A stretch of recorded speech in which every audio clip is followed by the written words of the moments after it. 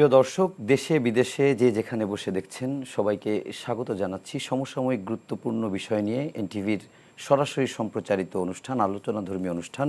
এই সময়ে আপনাদের সাথে আছি আমি মুকসিমুল আহসান। আজ দিনের গুরুত্বপূর্ণ সংবাদগুলো আমরা একটু সংক্ষেপে জানিয়ে দেব, তারপর আমরা আলোচনায় ফিরব। প্রথমেই রয়েছে যে আজ নয়াপল্টনে বিএনপি কেন্দ্রীয় কার্যালয়ের সামনে সমাবেশ করেছে দলটি, যেখানে বক্তব্য রেখেছেন, ভিডিও বার্তা দিয়ে বক্তব্য রেখেছেন বিএনপি চেয়ারপারসন বেগম খালেদা জিয়া। তিনি বলেছেন ধ্বংস এবং প্রতিহিংসা ভুলে জ্ঞানভিত্তিক নতুন বাংলাদেশ গড়ার কথা এবং দেশ এখন ফেসিবাদ মুক্ত উল্লেখ করে তিনি বলেছেন এর কৃতিত্ব ছাত্র জনতার। এই সমাবেশে বক্তব্য রেখেছেন লন্ডন থেকে অনলাইনে যুক্ত হয়ে বিএনপির ভারপ্রাপ্ত চেয়ারম্যান তারেক রহমান। তিনি বলেছেন আইন নিজের হাতে তুলে না নিয়ে ধৈর্য ধরে সবাইকে ধ্বংসাত্মক কর্মকাণ্ডকে প্রতিহত আহ্বান জানিয়েছেন এবং একই সঙ্গে তিনি দ্রুত সময়ের মধ্যে নির্বাচন দিয়ে ক্ষমতা হস্তান্তরের আহ্বান জানিয়েছেন। সেনাপ্রধান তিনি ওয়াকারুজ্জামান তিনি আজকে ব্রিফিং করেছেন, সেখানে তিনি জানিয়েছেন আগামীকাল রাত 8টায় বঙ্গভবনে শপথ অনুষ্ঠান হবে নতুন সরকারের। সেখানে তিনি বলেছেন ডক্টর মোহাম্মদ ইউনূস প্রধান থাকবেন এবং অন্যরাও সেখানে আমন্ত্রিত অতিথি থাকবেন 400-র মতো এবং 15 থেকে 17 জনের মতো নতুন সরকারের আকার হতে পারে এবং সাম্প্রতিক অপরাধে যারা জড়িত আছে তাদের শাস্তির বিষয়টি তিনি বলেছেন। আর ডক্টর মোহাম্মদ ইউনূস আগামীকাল ফিরবেন, তিনি আগামীকাল দুপুর 2:30টার দিকে ফিরবেন। সেনাপ্রধান নিজেই তাকে বিমানবন্দর থেকে অভ্যর্থনা জানাবেন। নতুন আইজিপি হয়েছেন মইনুল ইসলাম, তিনি রাষ্ট্রপতির সঙ্গে দেখা করেছেন, সেটি একটি গুরুত্বপূর্ণ বিষয়। অ্যাটর্নি জেনারেল পদত্যাগ করেছেন, আরও কয়েকটি পদে রদবদল হয়েছে, পদত্যাগ করেছেন এবং শিক্ষার্থীরা সারা দেশে আমরা দেখছি যে ঢাকা সহ তারা নিজেরাই রাষ্ট্র মেরামতের কাজ করছেন। আপাতত তারা যেন বিভিন্ন দোকানপাট খোলে কিংবা রাস্তায় যেন যানজট না হয় সেজন্য ট্রাফিকিংয়ের দায়িত্ব পালন করছে ইত্যাদি আরও কয়েকটি গুরুত্বপূর্ণ বিষয় আছে, সেসব খবর নিয়ে আমরা আজকে আলোচনা করব। আর আলোচনার জন্য আমরা স্টুডিওতে 3 জন অতিথিকে আমন্ত্রণ জানিয়েছি। আমার ঠিক বামে রয়েছেন বিএনপি চেয়ারপারসনের উপদেষ্টা আব্দুস সালাম, তারপরে রয়েছেন সোহরাব হাসান সিনিয়র সাংবাদিক এবং সর্ববামে রয়েছেন সাইফুল হক সাধারণ সম্পাদক বিপ্লবী ওয়ার্কার্স পার্টি এবং এছাড়াও আমাদের সঙ্গে অনলাইনে যুক্ত হবেন সমন্বয়ক বৈষম্য বিরোধী ছাত্র আন্দোলনের আরিফ সোহেল। আপনাদের 3 জনকে স্বাগত জানাচ্ছি স্টুডিওতে এবং আমরা আলোচনায় চলে যাই। আমি শুরুতেই আব্দুস সালাম ভাই আপনার কাছ থেকেই জানতে চাই যে আজ বিএনপি চেয়ারপারসন তিনি বক্তব্য দিয়েছেন, দীর্ঘদিন পর আমরা তাকে অসুস্থ থাকা অবস্থায় তার একটি ভিডিও বার্তা দেখলাম যেখানে তিনি বেশ কিছু আহ্বান জানিয়েছেন এবং একই সঙ্গে আমি যদি বলি তারেক রহমান তিনিও নেতাকর্মীদের প্রতি দিক নির্দেশনা দিয়েছেন, ঠিক তেমনি তিনি বলেছেন আইন নিজের হাতে না তুলে ধৈর্য ধরে সবাইকে সব ধরনের ধ্বংসাত্মক কর্মকাণ্ড প্রতিহত করার আহ্বান জানিয়েছেন। এই বিষয়টি নিয়ে একটু আলোচনা করতে চাই। আসলে বিএনপি একটি বাংলাদেশের বড় রাজনৈতিক দল, সেই রাজনৈতিক দলের জায়গা থেকে এখন যেহেতু আমরা আওয়ামী লীগের অনুপস্থিতি দেখছি, সরকারের একটি পরিবর্তন আসছে, তো সেই জায়গা থেকে বিভিন্ন জায়গায় মানুষের নিরাপত্তা জানমালের এবং সুষ্ঠু সমাজ বিনির্মাণের জন্য বিএনপি কি করছে? আপনাকে ধন্যবাদ। আমার সাথে 2 জন বিজ্ঞ আলোচক আছেন, ওনাদেরকে ধন্যবাদ জানাই।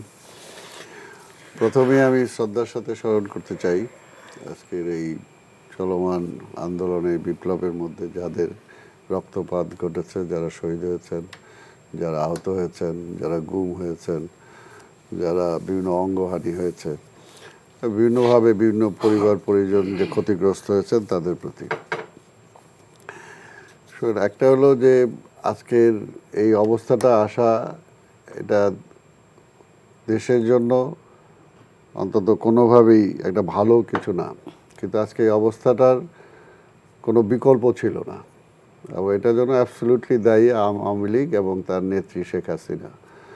অর্থাৎ তার একগুঁয়েমি এবং সব কিছুর মধ্যে দলীয়করণ এবং নিজেদের আধিপত্য বিস্তার করতে যে সারা দেশের মানুষের মৌলিক যে অধিকার সেগুলোকে ছিনিয়ে নেয়া, বিশেষ করে ভোটের মাধ্যমে। অর্থাৎ এমন একটা পথ আওয়ামী লীগ এমন একটা জায়গায় দেশটাকে নিয়ে গেছিল, যেটা আমি এর আগেও বলছি, এই ঘটনা শেষ হওয়ার আগেও বলছি, যে নির্বাচনের মাধ্যমে সরকার পরিবর্তনের সকল পথ বন্ধ করে দিয়েছিলেন শেখ হাসিনা। মানুষের কাছে আর কোনো বিকল্প ছিল না। আজকে সেই কারণেই কিন্তু আজকের এই ঘটনা ঘটেছে। কাজে সেটার জন্য দায় অবশ্যই আওয়ামী লীগের এবং সেই দায় নিয়েই যেটা আমরা দেখছি যে আওয়ামী লীগের মতো একটি দল যারা মুক্তিযুদ্ধের একটা বিশেষ ভূমিকার জন্য তারা নিজেরা দাবি করে বা আসলেও ছিল তাই, কিন্তু আজকে সেই দলের প্রধান আজকে কি হলো যে আজকে একটা এই ধরনের বিপ্লবের মধ্যে দিয়ে তার পলায়ন করতে হলো এবং নিজের সেফ অ্যাক্সেল সে নিল, কিন্তু তার দল কোথায় থাকলো, তার কর্মীরা কোথায়, তার এমপিরা কোথায়, মন্ত্রীরা কোথায়, সেটা কিন্তু তিনি চিন্তা করেন নাই। এবং যাওয়ার আগে আজকে দেশের সকল যে প্রতিষ্ঠান, রাষ্ট্রীয় প্রতিষ্ঠানগুলোকে তিনি যে ক্ষতি করেছেন, আজকে সেই ক্ষতিটা পুষিয়ে নেওয়াই আমাদের জন্য অনেক কষ্টকর হবে ভবিষ্যতের জন্য। কতদিন লাগতে পারে? না কতদিন মানে কি, এটা ধরেন এখন আজকে প্রশাসন বলে, আজকে যে পুলিশ বলেন, আদার্স বলেন, অর্থাৎ এগুলোকে জনগণের মুখোমুখি দাঁড় করানো, অর্থাৎ তিনি ক্ষমতাকে দীর্ঘায়িত করার জন্য যে পুলিশ বাহিনী আমাদের মুক্তিযুদ্ধের আমাদের সাথে ছিল, আমরা একসাথে যুদ্ধ করেছি, তাই না? আজকে সেই পুলিশ বাহিনীকে শুধুমাত্র তার ব্যক্তি বা দলের স্বার্থে তাদেরকে জনগণের মুখোমুখি দাঁড় করে দিয়েছিল। এবং শেষ পর্যায়ে এটা আল্লাহর রহমত আমি বলবো যে শেষ পর্যায়ে অন্তত আমাদের যে গণতন্ত্র বা আজকে স্বাধীনতার সার্বভৌমত্বের শেষ যে আশ্রয়স্থল যে সেনাবাহিনী, সেটাকে অন্তত সেই জায়গায় নিয়ে দাঁড় করাতে পারে নাই। এটা অশেষ রহমত আল্লাহ। তো এই কারণে যে প্রতিষ্ঠানগুলো ধ্বংস করেছে এইটাও এই প্রক্রিয়ার মধ্যে দিয়ে আসবে। তবে আমরা বলবো যেটা, যে আজকে আমাদের সমাবেশের মধ্যে দিয়ে আমাদের দীর্ঘদিন পর, যেটা আপনিও বললেন, যে আমাদের সাবেক প্রধানমন্ত্রী দেশনেত্রী বেগম খালেদা জিয়া আজকে এখনও বেঁচে আছেন এবং তিনি জনগণের সামনে অ্যাড্রেস করেছেন, আমাদের ভারপ্রাপ্ত চেয়ারম্যান অ্যাড্রেস করেছেন। আমাদের কথাটা একটাই, যে অতি দ্রুত এই দেশটাকে মানে সামনের দিকে এগিয়ে নিয়ে যাওয়ার জন্য আজকে যে কেয়ারটেকার গভর্নমেন্ট হবে, তার মূল দায়িত্ব এটাই হবে যে যত দ্রুত নির্বাচন করে একটা নির্বাচিত সরকারের কাছে অন্তত রাষ্ট্রের ভার হস্তান্তর করতে পারে, যাতে রাষ্ট্রের যে সমস্ত সমস্যাগুলো আছে, সে যে পুঞ্জীভূত সমস্যার, সেগুলো তাদের পক্ষে সহজ, সেটা নির্বাচিত সরকারই পারবে সেগুলোকে সমাধান। আচ্ছা, আমি একটু সোহরাব হাসান আপনার কাছে জানতে চাই, সে বিষয়টি হচ্ছে যে একটু আগে আব্দুল সালাম ভাই বলছিলেন যে আজকের যে অবস্থা, সেই অবস্থার জন্য দায়ী আওয়ামী লীগ, এরকম একটি সংকটের জন্য কিংবা এরকম একটি অস্থিতিশীল পরিবেশের জন্য। আমার প্রশ্ন হচ্ছে, এখনও যদি সংকট নিরসন না হয় কিংবা সহিংসতা, ভাঙচুর, লুটপাট এগুলো না কমে, তার দায় কার? না, প্রথমত হচ্ছে যে আমরা সামনে চলার জন্যে অতীতের বস্তুনিষ্ঠ ব্যাখ্যা, বস্তুনিষ্ঠ বিশ্লেষণ এটি প্রয়োজন। হ্যাঁ, আওয়ামী লীগ যে পর্যন্ত ক্ষমতায় ছিল, সোমবার পর্যন্ত, সোমবার মধ্য দুপুরে, সে দায়িত্ব তাদেরই। কিন্তু এর পরের যে ঘটনাবলী, সেটি কিন্তু কাউকে না কাউকে নিয়ন্ত্রণ করার কথা ছিল। প্রথম হচ্ছে সেনাবাহিনী প্রধান বললেন যে আমি দায়িত্ব নিচ্ছি। সুতরাং এই যে যে ঘটনাগুলোর কথা বললেন আপনি, আমার মনে হয় যে সেনাবাহিনীর এখানে যেহেতু সরকার নেই, প্রধানমন্ত্রী পদত্যাগ করার পর ওই সরকার নেই, পার্লামেন্ট ভেঙে দেওয়া হয়েছে, সুতরাং তাদের কিন্তু এক ধরনের দায়ে ভুক্ত। আর যেহেতু অনেক কী বলে যে একটা গণবিপ্লব, গণবিদ্রোহের মধ্য দিয়ে ওই সরকার বিদায় নিয়েছে এবং সমস্ত মানুষ রাস্তায় নেমে এসেছে, সে তখন যে একটা অরাজক পরিস্থিতি তৈরি হতে পারে, আইনশৃঙ্খলার অবনতি হতে পারে, এটি ভাবা উচিত ছিল সেনাপ্রধানেরই। কিন্তু সেটি ভাবা হয়নি বলেই অনেক জায়গায় কিন্তু অঘটন ঘটেছে। সেটির দায় সবারই। আচ্ছা, এই জায়গাটা থেকে একটু আমরা আরও একটি বিষয় নিয়ে একটু পরেই জানতে চাবো, তবে একটু আমি বলে রাখি, সেটি হচ্ছে যে যেহেতু এখন নির্বাহী বিভাগের প্রধান হয়তো রাষ্ট্রপতির কাছে অর্পিত, কিংবা আইন বিভাগেও মানে ভেঙে দেওয়া হয়েছে সংসদ, সুতরাং দুইটি বিভাগই অনেকটা অরক্ষিত। আমরা আগামীকাল জানি যে শপথ নিতে যাচ্ছেন নতুন উপদেষ্টারা, তো কারা থাকতে পারে এবং কি ধরনের, যেহেতু আপনি সাইফুল ভাই আপনি নিজেই রাষ্ট্রপতির সাথে দেখা করেছিলেন, গোটা জাতি জানতে চায়।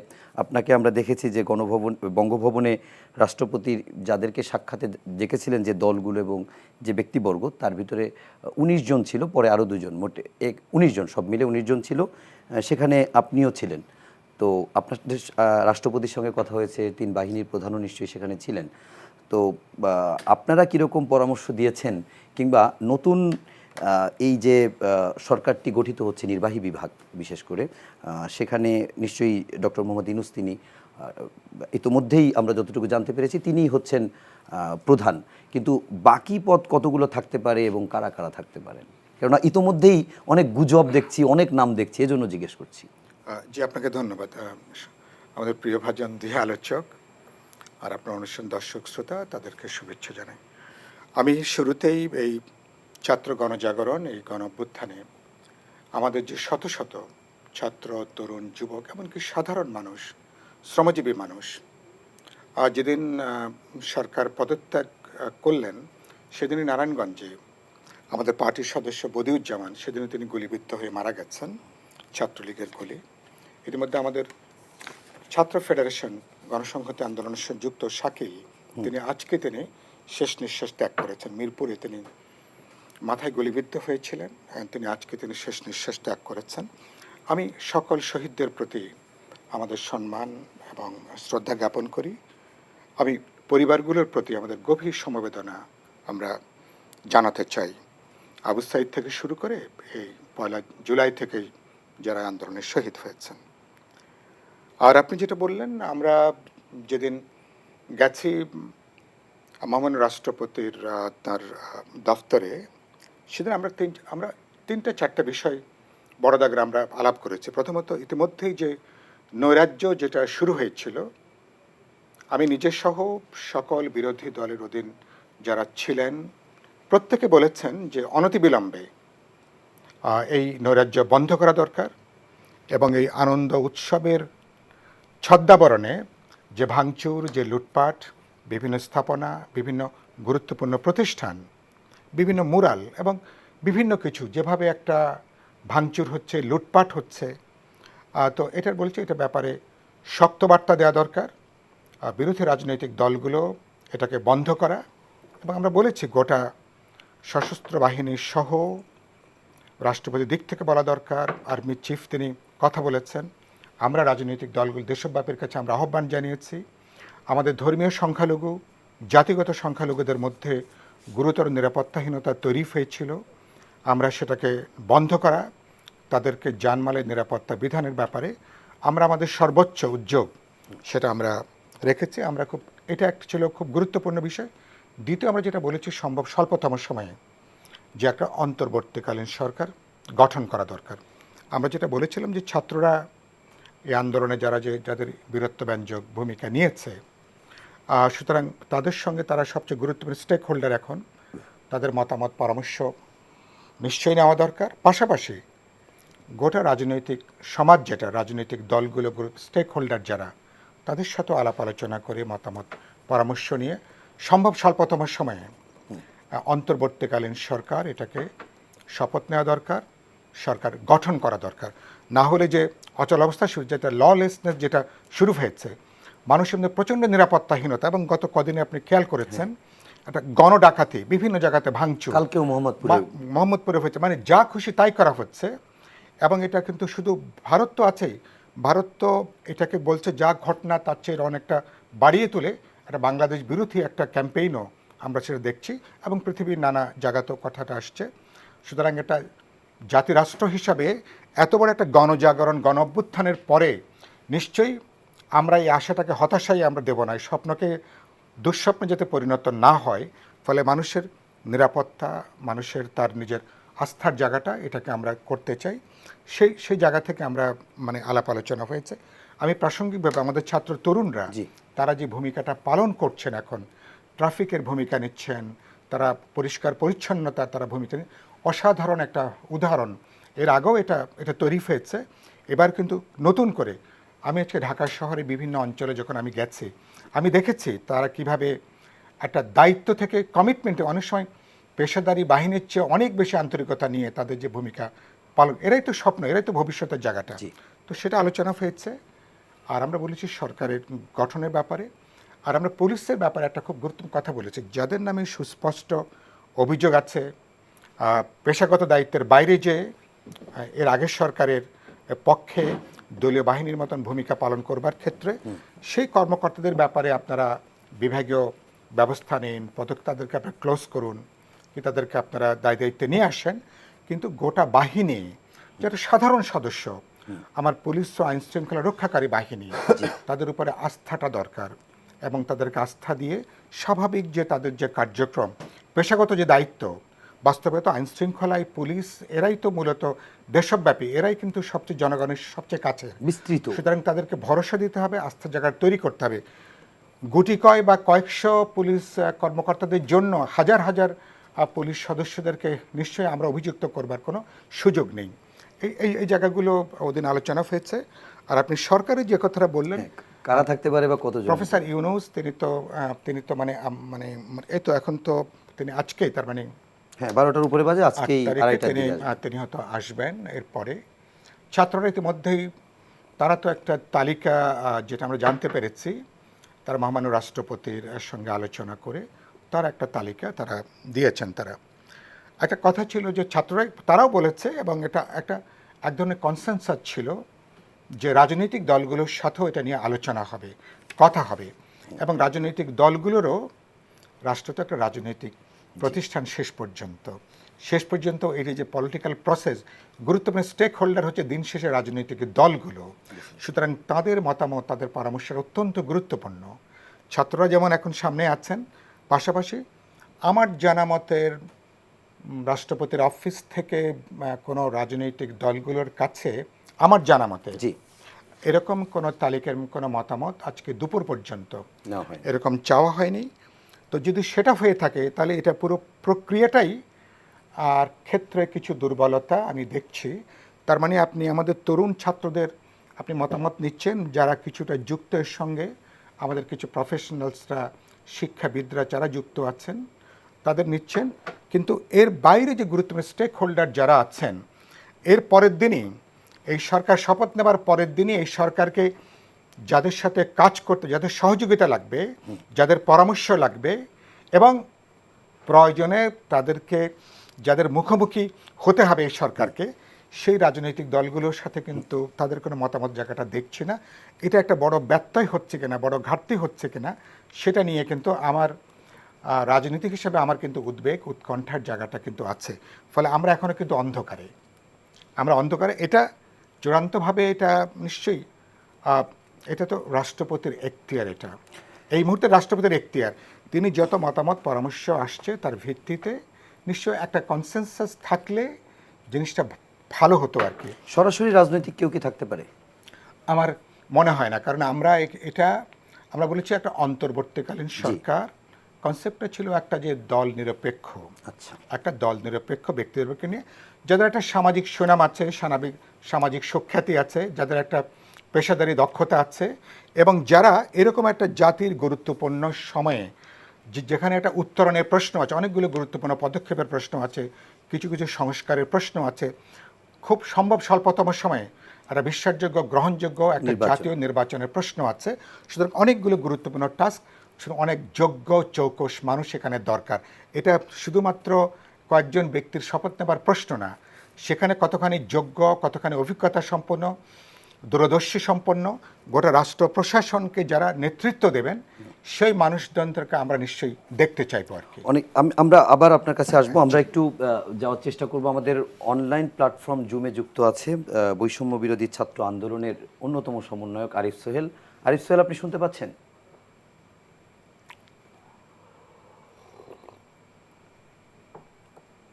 আরিফ সোহেল, আপনি আনমিউট করে নেন। শুনতে পাচ্ছেন আপনি? কে মন্দির বানিয়ে আবার জিজ্ঞেস করেন। আমাকে কি শোনা যাচ্ছে? হ্যাঁ, প্রথম হ্যাঁ, থেকে শুনতে পাচ্ছেন। আরিফ সোহেল, আপনার কাছে একটু প্রশ্ন রাখতে চাই। প্রথম প্রশ্ন হচ্ছে, আপনি তো ডিবি হেফাজতে ছিলেন এবং এখন কেমন আছেন? আর দ্বিতীয় যে প্রশ্নটি সেটি হচ্ছে যে একই প্রশ্ন যেটি সাইফুল ভাইয়ের কাছেও জানতে চাচ্ছিলাম। আপনারা তো দীর্ঘ সময় আলোচনা করেছেন রাষ্ট্রপতির সঙ্গে এবং আপনারাও নিশ্চয়ই নামের তালিকা দিয়েছেন। আপনাদের তালিকা অনুযায়ী হয়তো বেশিরভাগ জায়গায় আসতে পারে। তো সেখানে সবাইকে অরাজনৈতিক থাকবে নাকি রাজনৈতিক কেউ থাকতে পারে, কিংবা তাদের বয়সসীমা কি, কিংবা আপনাদের এই যারা এতদিন বৈষম্য বিরোধী ছাত্র আন্দোলনের সমন্বয়ক ছিলেন কিংবা যারা এই কোটা সংস্কার আন্দোলন করেছিলেন, আপনাদের ভেতর থেকেও কারো নাম প্রস্তাব করেছেন কিনা? জি, ধন্যবাদ। ডিবি হেফাজতে ছিলাম আমি, আমাকে আসলে তুলে নিয়ে যাওয়া হয় এবং পরবর্তীতে সেতু ভবনে ভাঙচুরের মতো একটি মামলায় আমাকে ফাঁসিয়ে দিয়ে 6 দিনের রিমান্ডে নেওয়া হয়। তার পরবর্তীতে আমি জামিন নিয়ে বের হয়ে আসি। এখন আমি ভালো আছি সকলের দোয়ায়, এবং বর্তমানে যদিও বাম পাতে আমার সামান্য ইনজুরি আছে, কিন্তু আদারওয়াইজ আমি ভালো আছি। আর যে প্রশ্নটি করলেন খুবই গুরুত্বপূর্ণ প্রশ্ন। বর্তমানে বাংলাদেশের যে জনগণ, ছাত্র জনতা এবং সকলের ভাগ্য, রাজনৈতিক ভাগ্য, দেশের ভাগ্য যে বিষয়টির সাথে জড়িত এখন সরকার গঠন, সেই জায়গায় আমরা যেটা আসলে যে কাজটি করেছি বৈষম্য বিরোধী ছাত্র আন্দোলন, আমরা গতকালকে বঙ্গভবনে গিয়েছি, আমাদের প্রতিনিধি দল সেখানে গিয়েছে। সেখানে মহামান্য রাষ্ট্রপতির সাথে আমরা কথা বলেছি এবং আপনারা যা বলেছেন সেটা সঠিক। এবং এখানে শ্রদ্ধেয় রাজনীতিবিদ এবং গুণীজন যারা উপস্থিত আছেন তারাও যা বলেছেন যে একটি তালিকা গেছে, আমরা একটি তালিকা দিয়েছি মহামান্য রাষ্ট্রপতিকে এবং সেই তালিকায় আমরা যাদের নাম প্রস্তাব করেছি তারা নির্দলীয়। অরাজনৈতিক শব্দটা আসলে একটু অন্যরকম, তো সকলেই রাজনৈতিক আসলে, নট পার্টি কিন্তু দলের নন তারা, মানে নন সুনির্দিষ্ট দলের নন তারা জি জি জি। তো তারা কোনো দলের নন সুনির্দিষ্ট, এবং তারা, আমরা চেষ্টা করেছি তারা যাতে আসলে সারা দেশের সকল মানুষের কাছে একসেপ্টেড এবং তাদের মোরাল নৈতিক জায়গা নিয়ে যাতে মানুষের মধ্যে কোনো প্রকার কনফিউশন না থাকে, এবং তারা যে আসলে রাষ্ট্রকে এই অন্তর্বর্তীকালীন সময়ে চালিয়ে নিয়ে যেতে পারবেন এই ব্যাপারটি নিয়ে যাতে মানুষের আস্থা থাকে, এটি আমরা দেখার চেষ্টা করেছি। আমাদের এই যে তালিকাটি দেওয়া, এই তালিকাটি ছাত্র জনতার পক্ষ থেকে বিশেষ করে ছাত্র প্রতিনিধি হিসেবে আমরা দিয়েছি। এছাড়াও রাষ্ট্রপতি যেহেতু এখন দেশের প্রধান এবং দেশকে আসলে রিপ্রেজেন্ট করছেন সর্বোচ্চ জায়গা থেকে, রাজনৈতিক জায়গা থেকে, তাই তিনি আসলে এখানে অনেকের মতামতই চাইতে পারেন, তবে এবং চাওয়া উচিত হয়তো যে বিষয়টি আলোচনায় এসেছে। জি। কিন্তু ছাত্র জনতার গণ অভ্যুত্থানের প্রতিনিধিত্বের জায়গা থেকে যদি দেখতে চাই, তাহলে সেখানে বৈষম্য বিরোধী ছাত্র আন্দোলন সেই প্রতিনিধিত্বের জায়গা থেকে তালিকাটি দিয়েছে। এবং এই একই কারণে, যেহেতু লেজিটিমিস বা আইনগত দিক থেকে গণ অভ্যুত্থানকারী জনতাই আসলে গণ অভ্যুত্থান পরবর্তী সরকার, সেখানে সেটি কিভাবে গঠিত হবে সেটি নিয়ে সবচেয়ে বেশি বক্তব্য আসলে যারা দেওয়ার অধিকার রাখে, সেই জায়গা থেকে আমরা এই তালিকাটি দিয়েছি। এবং সেখানে বৈষম্য বিরোধী ছাত্র আন্দোলনের যাতে করে একটি রিপ্রেজেন্টেশন থাকে, সরাসরি রিপ্রেজেন্টেশন, এই ব্যাপারটি আমরা প্রস্তাব করেছি। সেক্ষেত্রে একটি বিষয় জানতে চাই যে এই যে নতুন অন্তর্বর্তীকালীন সরকার হতে যাচ্ছে, সেই সরকারের মেয়াদ কতদিন হবে সে ব্যাপারে আপনাদের কোনো প্রস্তাব ছিল কিনা? মেয়াদ নিয়ে আমরা এই মুহূর্তে কোনো কনক্লুসিভ আলোচনায় আসলে পৌঁছাইনি, কারণ এটি খুবই জটিল এবং খুবই ভাইটাল একটি, এবং যেটি ইতিমধ্যেই আমরা শুনেছি এখানে আলোচিত হয়েছে। দেশে আসলে আরো অনেক স্টেক হোল্ডার আছে এবং বিদ্যমান পরিস্থিতিতে যখন আসলে ব্যাপক লুটপাট এবং বিশৃঙ্খলা চলছে, তখন অতি দ্রুত সরকার ঘোষণা করার একটা প্রয়োজনীয়তা দেখা দিয়েছে। কিন্তু তার মানে এই নয় যে তার পরবর্তী সময়ে আমরা যখন পরিস্থিতি আরো স্বাভাবিক হয়ে আসবে, অন্যান্য যারা স্টেক হোল্ডার আছেন তাদের সাথে আসলে বসা হবে না বা সেরকম কিছু নয়। অন্তত বৈষম্য বিরোধী ছাত্র আন্দোলন বা গণ অভ্যুত্থানকারী ছাত্র জনতা দেশের সকলকে সাথে নিয়েই কাজ করতে চায়, এই জায়গাটি নিশ্চিত করতে চায়। তো সেই জায়গা থেকে মেয়াদ ঘোষণা করে দেওয়া এই মুহূর্তে আমরা খুব একটা সমীচীন মনে করছি। আরো অনেকের সাথে কথা বলা বাকি আছে। আচ্ছা, আরেকটি বিষয় আপনার কাছে একটু জানতে চাই একই সঙ্গে, সেটি হচ্ছে আমরা দেখেছি যে আপনারা যারা এই কোটা সংস্কার আন্দোলন বলি কিংবা বৈষম্য বিরোধী ছাত্র আন্দোলন প্ল্যাটফর্মটা তৈরি করেছেন, আপনি তো প্রথম সারিরই একজন, এবং আমরা যতটুকু জানি যে এর আগে রসিক আড্ডা, আপনার নিজের নেতৃত্বে আরেকটি তৈরি হয়েছিল সচিন্তন, যেগুলো দিয়ে আপনারা পাঠচক্র বলি সেগুলো পরিচালনা করেছেন, এবং একটি রাষ্ট্র মেরামতের ক্ষেত্রে আপনারা অনেক পাঠচক্রই করেছেন এবং আস্তে আস্তে একটি প্ল্যাটফর্ম দাঁড় করাচ্ছেন। আমি এত ব্যাকগ্রাউন্ডে গেলাম এই কারণে, আজকে আমরা সার্জিদের একটি স্ট্যাটাস দেখেছি, সেখানে আমরা এরকম একটি ইঙ্গিত পেয়েছি যে আপনারা একেবারে মূলধারার নতুন রাজনৈতিক প্ল্যাটফর্ম গঠনের কথাও ভাবছেন কিনা।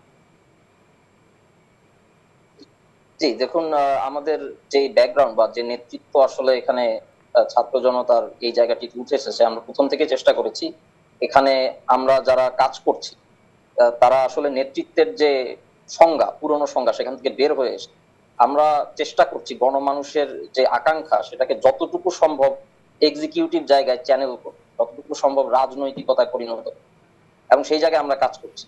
এবং এই কাজটা করার জন্য যেটা প্রয়োজন ছিল বিদ্যমান রাজনীতিকে বিশ্লেষণ করা, এবং সেটার জন্য প্রয়োজন ছিল ব্যাপক একটা পড়াশোনা। সেই জায়গা থেকে আমরা পাঠচক্র করেছি এবং ঢাকা বিশ্ববিদ্যালয়, আপনি ইতিমধ্যে বলেছেন ঢাকা বিশ্ববিদ্যালয়ের 6 চক্র, জাহাঙ্গীরনগর বিশ্ববিদ্যালয়ের সচিন্তন, এরকম অসংখ্য পাঠচক্র হয়েছে। সেখান থেকে যারা আসলে এক ধরনের নতুন ধারা চিন্তা ভাবনা নিয়ে উঠে এসেছেন তাদের অনেককেই আমরা দেখেছি যে স্বতঃস্ফূর্ত ভাবে, মানে ওয়েল প্ল্যান্ড কোনো উপায় নয় কিন্তু, বা সুপরিকল্পিত ভাবে নয় কিন্তু, বরং স্বতঃস্ফূর্ত ভাবে তারা আসলে আন্দোলনের নেতৃত্বের পর্যায়ে আমরা তাদেরকে চলে আসতে দেখেছি। বা যখন আসলে কোটা সংস্কার আন্দোলনের উপর ব্যাপক দমন পীড়ন শুরু হলো, তখন সেটা যখন আসলে একটি বৈপ্লবিক জায়গায় চলে গেল, গণ অভ্যুত্থানের আন্দোলনে পরিণত হলো, তখন আমরা দেখেছি যে এই ব্যাকগ্রাউন্ড থেকে যারা এসেছেন তারাই কিন্তু টিকে থাকতেন, তারাই তখন নেতৃত্ব ধরে রাখতেন। ধাপে ধাপে 9 দফা থেকে 1 দফায় চলে গেলেন। জি। তো সেই জায়গা থেকে এখানে একটি রাজনৈতিকতা বিদ্যমান, এটা অস্বীকার করা যাবে না। এটি অরাজনৈতিক বা ওরকম কোনো কিছু আসলে বলার কোনো জায়গাতেই নাই। সে এরকম একটি জায়গা থেকে আসলে গণ অভ্যুত্থানে অংশ নেওয়া যায় না। তো রাজনৈতিকতা এখানে অবশ্যই আছে বৈষম্য বিরোধী ছাত্র আন্দোলনে। কিন্তু আমরা দল করার কথা যেটি সার্জিস ভাই হয়তো বা ইঙ্গিত দিয়েছেন, আমার মনে হয় এটির সবচেয়ে ভালো ইন্টারপ্রিটেশন হবে এটা যে একটা রাজনৈতিক গোষ্ঠী হিসেবে, একটা রাজনৈতিক গ্রুপ হিসেবে এই মুহূর্তে থেকে কিন্তু আমরা কাজ করছি। আচ্ছা। বাট দল হতে হলে যেটা হতে হয়, যেটি ইতিমধ্যে আলোচিত হয়েছে, নির্বাচনে অংশ নেওয়া লাগে, সেখানে সিটের ব্যাপার আছে, এমপি মন্ত্রী হওয়ার ব্যাপার আছে, এই বিষয়গুলো এই মুহূর্তে আমরা চিন্তা করছি না। আমরা মনে করছি এই মুহূর্তে এই বিষয়গুলো আমাদের মাথায় ঢুকে গেলে কে এমপি হবে, কে মন্ত্রী হবে, এগুলো আসলে এখানে শ্রদ্ধেয় গুণীজন যারা আছেন তারা অনেক অভিজ্ঞ, অনেক পথ পাড়ি দিয়ে এসেছেন, এগুলো তারা চিন্তা করতে পারেন, তাদের সেই অভিজ্ঞতা এবং জ্ঞান আছে। কিন্তু আমাদের এই বয়সে এবং এই মুহূর্তে এই চিন্তা ভাবনাগুলো আমরা মাথায় এখনই ঢুকাতে চাচ্ছি না, কে মন্ত্রী হবে, কে এমপি হবে এবং কে কোন প্রাপ্তির জায়গায় কি থাকবে। আমরা এখন কাজ করতে চাই, শুধু আমাদের দেশকে সার্ভিস দিতে চাচ্ছি। আচ্ছা, সেই জায়গা থেকে যতটুকু রাজনৈতিকতা লাগে সেটুকু আমরা চাচ্ছি। আরিফ সোহেল, আপনি আমাদের সঙ্গেই থাকবেন। আমরা একটু স্টুডিওর আলোচকদের সঙ্গে একটু আলোচনা করব।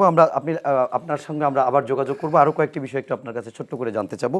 আমি একটু আব্দুল সালাম আপনার কাছে জানতে চাই। সালাম ভাই, আপনি আজকে আপনাদের বিএনপির ভারপ্রাপ্ত চেয়ারম্যান তারেক রহমান, তিনি তার বক্তব্যে যেমন একটি বিষয় একটি নিয়ে আমরা আলোচনাই করলাম, যেন জানমালের নিরাপত্তা ইত্যাদি দায়িত্ব যেন নেয়, প্রতিহত করা হয় যেন যে কোনো বিষয়, পাশাপাশি দ্রুত সময়ের জন্য একটি মানে নির্বাচনের মাধ্যমে রাজনৈতিক নির্বাচনের মাধ্যমে গণতান্ত্রিক প্রক্রিয়ায় ক্ষমতা হস্তান্তরের কথাও বলা হয়েছে। আমি আপনার কাছে এই বিষয়টি জানতে চাই যে এই দ্রুত সময়ের কোনো সংজ্ঞা আছে কিনা, অর্থাৎ আপনারা দীর্ঘদিন ধরে বলছিলেন যে অনেকগুলো জায়গা রিফর্ম বা সংস্কারেরও প্রয়োজন আছে এবং একটি সুন্দর পরিবেশ তৈরি করারও দরকার আছে। তো এই একটি সুন্দর পরিবেশ তৈরি করে নির্বাচন দেওয়া পর্যন্ত আসলে কতদিন সময়ের ভিতরে আপনারা এরকম নির্বাচন চাচ্ছেন বা কতদিন লাগতে পারে? না, এটা তো বেশি দিন লাগার কোনো কারণ নাই।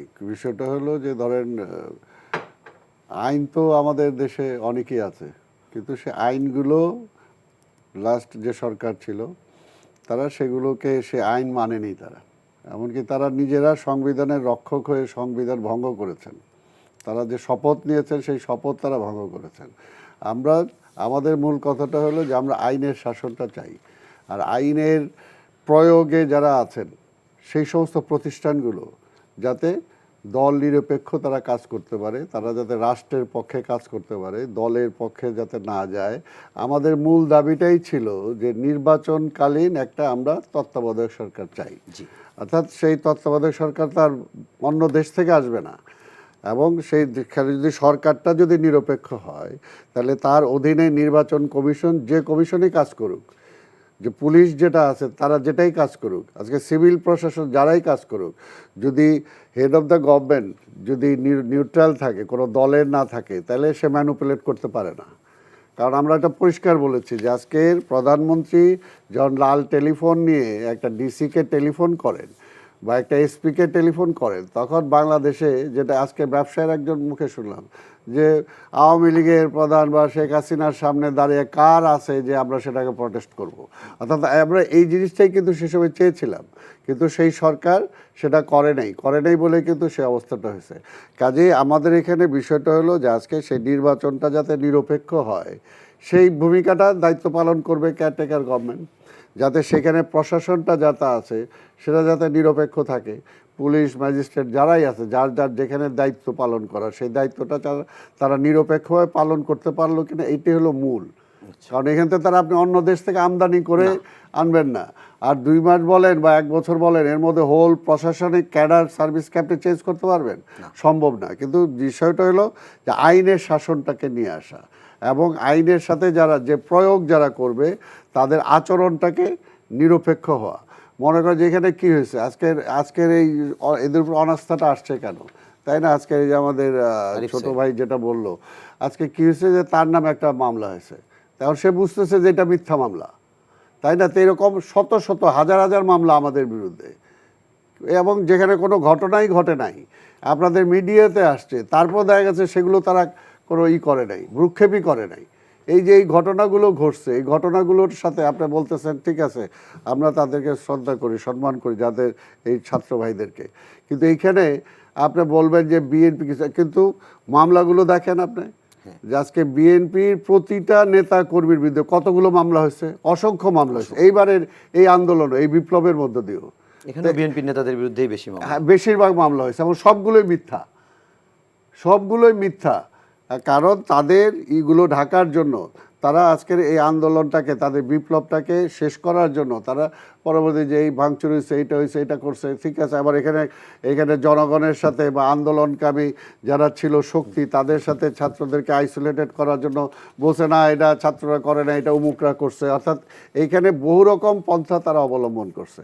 তা আমাদের একটাই দাবি যে অর্থাৎ জনগণের ভোটটা জনগণ দিতে দেওয়া, যেটা গত 15 বছর মানুষ দিতে পারে নাই, ভোট দিতে পারে নাই, সেই ভোটটা নিশ্চিত করা, যে ভোটটা আমি দিতে পারবে।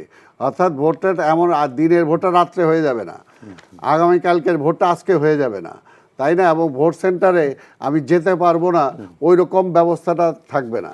এই জিনিসগুলো নিশ্চিত করা, তো এই জিনিসগুলো যদি আজকে স্বাভাবিকভাবে যে ইন্টেরিয়াম যে গভর্নমেন্ট হচ্ছে তাদের পক্ষে তো এগুলো নিশ্চিত করা খুব বেশি এটা কষ্টকর না, কারণ তারা তো আগামী দিনে ক্ষমতায় যেতে চাবে না। তাদের মাইন্ডে তো থাকবে না যে আমি প্রধানমন্ত্রী হব, আমি স্বরাষ্ট্রমন্ত্রী হব, কাজে আমাকে এই নির্বাচনটা আমার ক্যাবিনেটে আমার 150-র উপরে আমাকে সিট আনতেই হবে, এবং 150টা সিট এমনভাবে আমাকে করতে হবে যেখানে কোনো প্রার্থী থাকবে না, আমি বিনা প্রতিদ্বন্দ্বিতায় নির্বাচিত হয়ে আসতে পারবো। অর্থাৎ ওই ধরনের নির্বাচন হবে না। আমায় ক্লিয়ার কথাটা? আমরা যেটা চাচ্ছি এটাই, যে আজকে আমরা না, শুধু আজকে প্রতিটা রাজনৈতিক দলের কিন্তু চাওয়াটা এটাই, কারণ রাষ্ট্র তো পরিচালনা করবে রাজনৈতিক দলের যে নেতা, তারাই আসছে, তাই না? তো এর জন্যই আমাদের কথা হলো যে আমরা যেরকম সব কিছুর বেলায় আমরা বলি যে অতীত থেকে শিক্ষা গ্রহণ করা, তা আমরা আসলে বলবো যে অতীত থেকে সবকিছু যাতে আমরা শিক্ষা, ইতিবাচক শিক্ষাটাই নেই, সেটাই, সেই না সবকিছুই। আজকের এই যে জুলাই 24-এর যে বিপ্লব যেটা ঘটলো, এইখানেও কেন আজকের এই ঘটনাটা ঘটলো? যদি আজকে শেখ হাসিনা আজকে বেগম খালেদা জিয়ার পদাঙ্ক অনুসরণ করতেন, তাকে যদি অনুসরণ করতেন, তাইলেও তো এই ঘটনা ঘটে না। 96 নির্বাচন নিয়ে আপত্তি আছে, সোহরাব বেরাবা অনেকেই লিখছেন, ইভেন আওয়ামী লীগ, জামাত সহ অনেকে সেই সময় সেটা বিরোধিতা করছেন, তাই না? সাইফুল ভাই অনেকেই বিরোধিতা করছেন।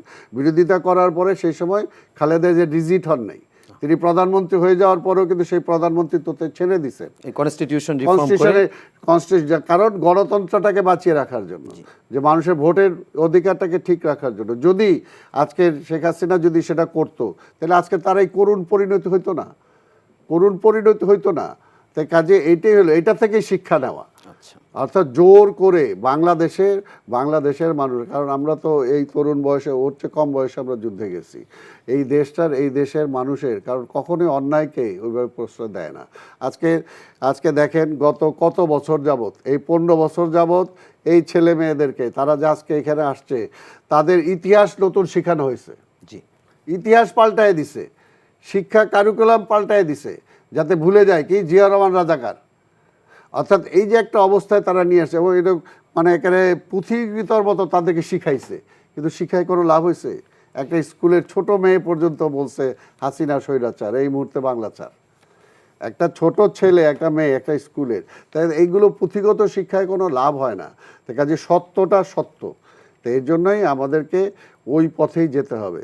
আমাদের ওই পথটা যাওয়া, কারণ দীর্ঘদিন হয়ে গেছে দেশটা আমরা স্বাধীন করছি, আর কত এখানে এখন আমার কাছে কি মন্ত্রী এমপিটা বড় না, আমার কাছে হলো যে স্বপ্ন নিয়ে যুদ্ধ করছিলাম, দেশ স্বাধীন করছিলাম, আজকে ওই একই স্বপ্ন কিন্তু আজকের আমার এই ছোট ভাই দেখতেছে, একই স্বপ্ন।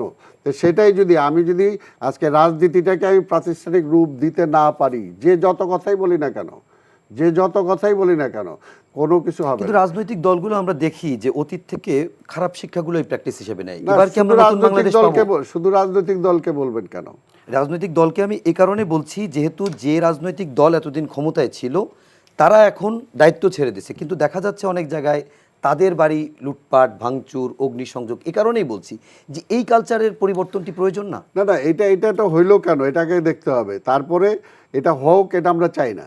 এবং সেটাকে অবশ্যই আজকে স্বাভাবিকভাবে যে আমাদের ছাত্র ভাই বোন যারা আছে, যারা আজকে দেখাচ্ছে চোখে, তাই না? এটা তো তারা 18 সালেও দেখাইছে। এই স্কুলের, এই কলেজের, ইউনিভার্সিটির ছেলেমেয়েরা আজকে রাষ্ট্র সংস্কারের জন্য সে সময় নামছে না মাঠে, এবং সেই সময় সেই আন্দোলনটাকে কি তাদের তো অনুরাগ বা বলিবার রাগের বশবর্তী শেখ হাসিনা বলে আমি সবই বাতিল করে দিলাম, হ্যাঁ। তো সবই বাতিল করে একটা প্রবলেম বাধায় মানে রাখলো। স্থায়ী সমস্যাটা সমাধান সমস্যার হলো না। সমাধান করলো না উনি, সেটা আবার এটা এসে কোর্টে আইসা, এবং কোর্টে আমরা কি দেখেন এই যখন এই ঘটনাগুলো চলতেছিল সেই চলাকালীন বলতেছিলাম এই ছাত্র নেতাদের সাথে কেন বসলো না, কেন সেই সময় বসলো না? সেই বসাটা তো বসলো, কখন বসলো? দেরি হয়ে গেল। দেরি না, মানে সবকিছু শেষ করে দিয়ে। অর্থাৎ তারা তো সেই সময় সরকার পরিবর্তনেরও কিন্তু স্লোগান এক দেয় দফা নাই। দাবি তাদের তখন তারা ছিল এক না। দফায় যায় নাই, তো এক দফায় তো নিয়ে গেল। আচ্ছা, তাই সেই না? এক দফা থেকে তাদের এক ধরনের বিজয়ও বলা যায়, কিন্তু এই বিজয় প্রসঙ্গেই ডক্টর ইউনূস তিনি আজকে একটি বিবৃতি দিয়েছেন। সেই বিবৃতিতে তিনি বলেছেন ছাত্র জনতার বিজয় যেন হাতছাড়া না হয় সেদিকে লক্ষ্য রাখতে তিনি দেশবাসীর প্রতি আহ্বান জানিয়েছেন, এবং তিনি আরও বিবৃতিতে অনেক বিষয়ে কথা বলেছেন, সেগুলো না বলি। একটু আগে সাইফুল ভাই তিনিও তার আলোচনায় একটি ব্যাপার বলছিল, সোহরাব ভাই, যে অনেক জায়গায় অনেক প্রোপাগান্ডাও চালানো হচ্ছে। তো দুইটা বিষয়কে একত্রিত করে যদি আমি আপনাকে প্রশ্নটি করি। ধন্যবাদ। প্রোপাগান্ডা তো চালানোই হবে। তার আগে সালাম ভাই যে জি জি সালাম ভাই অতীত নিয়েই বেশি আলোচনা করলেন। অতীত তো আমরা অতীতকে ফিরিয়ে আনতে পারবো না। অতীতের বিচার করতে পারি, বিশ্লেষণ করতে পারি, আর পুনরাবৃত্তি না হয় সেটি নজর রাখা উচিত।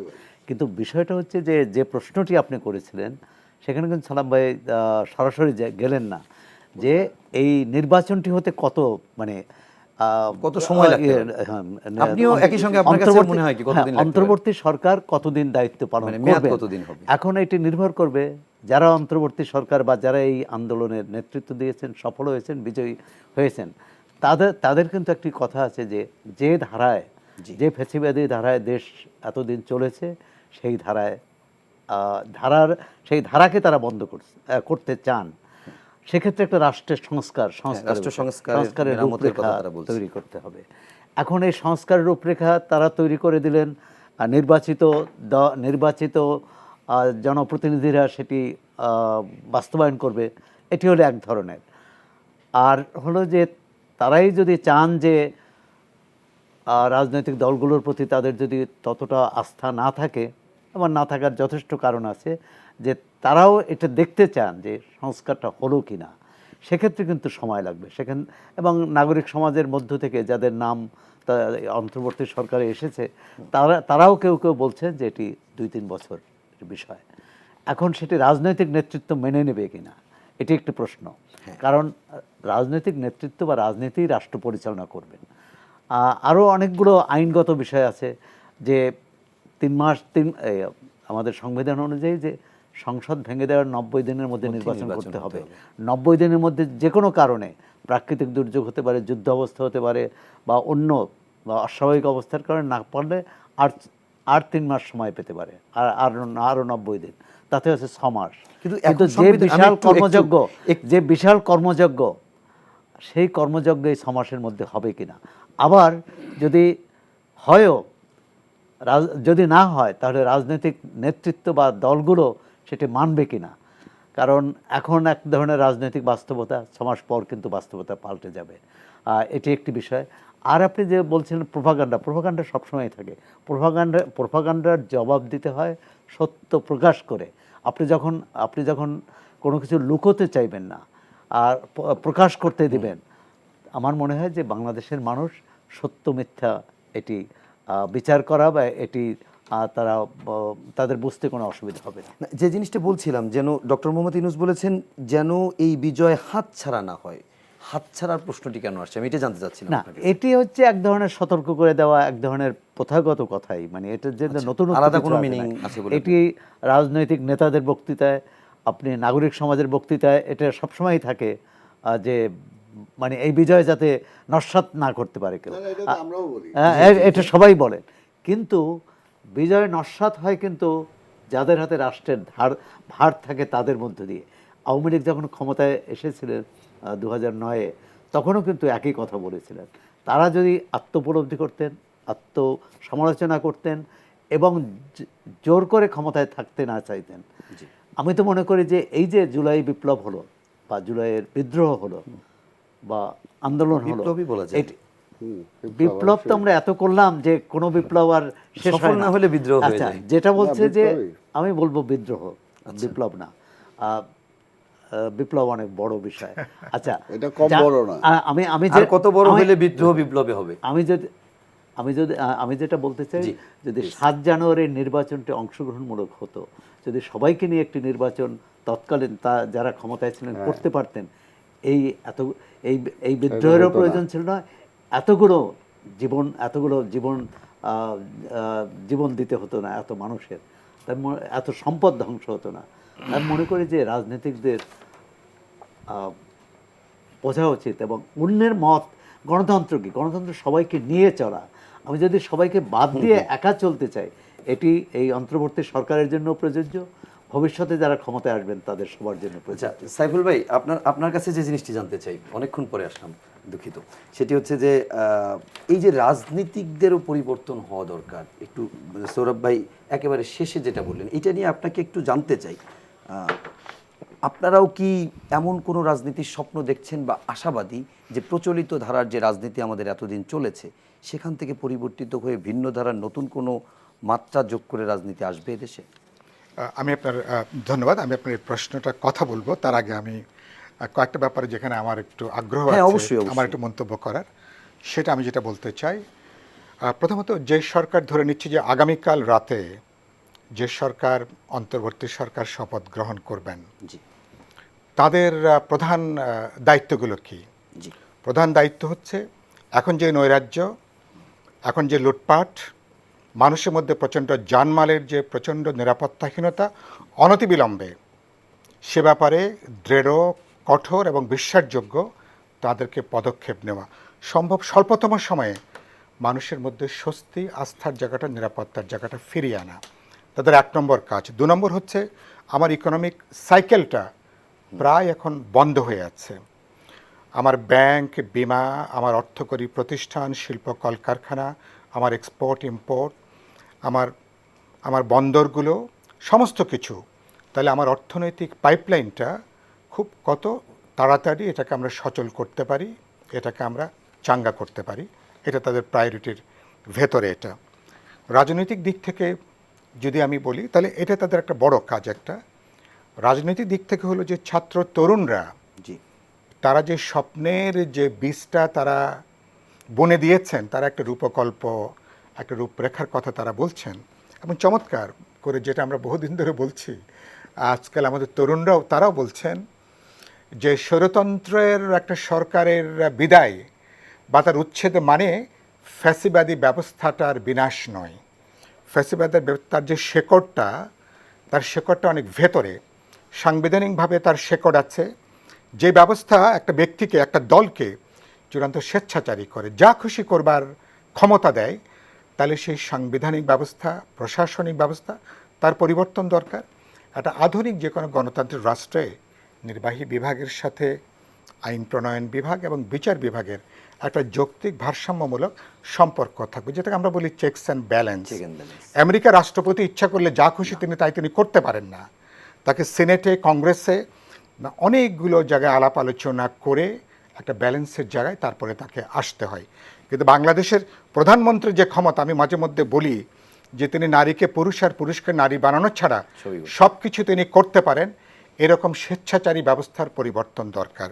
আরেকটা ধরেন, কিভাবে আমি আমার রাষ্ট্রপতিকে, যিনি কোনো পাবলিক অফিস হোল্ড করেন, কি প্রধানমন্ত্রী কোনো মন্ত্রীকে, যে কোনো নাগরিক তাকে প্রশ্ন করতে পারবেন, তাকে জবাবদিহিতার মধ্যে তাকে আনতে পারবেন, কেউ জবাবদিহিতার বাইরে নয়। এই যে অ্যাকাউন্টেবিলিটি, প্রশ্ন করা, জবাবদিহিতার মধ্যে আনা, স্বচ্ছতা। আরেকটা কি, ক্ষমতার, এখানে সরকারি দল ক্ষমতায় থাকার অর্থ হচ্ছে কি দ্রুত অর্থবিত্ত এখানে গড়ে তোলার একটা উন্মত্ত প্রতিযোগিতা, এবং রাজনৈতিক ক্ষমতা, অর্থনৈতিক ক্ষমতা যখন এক হাতে কেন্দ্রীভূত হয়, তখন এটা দানবীয় শক্তি হয়ে ওঠে। তাহলে সমগ্র ব্যবস্থার একটা খোল নলচে পাল্টানোর প্রশ্ন। এটা 2 মাস, 4 মাস, 6 মাস, 1 বছরেরও কাজ না, ইটস এ প্রসেস। তাহলে প্রথমত রাষ্ট্রের নীতি নির্ধারক, রাজনীতিকরা, সমাজের গুরুত্বপূর্ণ স্টেক হোল্ডাররা, বা এখন আমাদের ছাত্র তরুণরা, তাহলে সবার মধ্যে একটা বোঝাপড়া দরকার, নতুন সমঝোতা দরকার।